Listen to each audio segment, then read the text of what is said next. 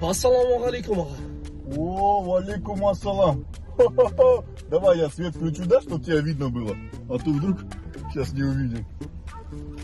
Так, что нарушаем? Аға, сіз мені не үшін тоқтадыңыз? Айтыңызшы басында. Я говорю, что нарушаем? Он мне показал прибор, что у тебя страховка уже просрочена. Жо, аға, мен сізді түсініп тұрған жоқпын. Қазақша айтыңызшы. Я говорю, у тебя страховка, все, капут. Иншуранс, game over.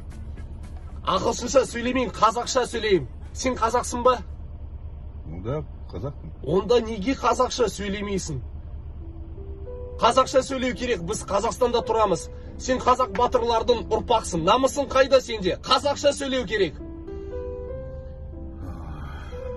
Давай, ладно, я тебе сейчас протокол заполню. Ты просто подпиши его, и я тебя отпущу, хорошо? Онда маған протокол қазақ тіліне әкелсеңіз.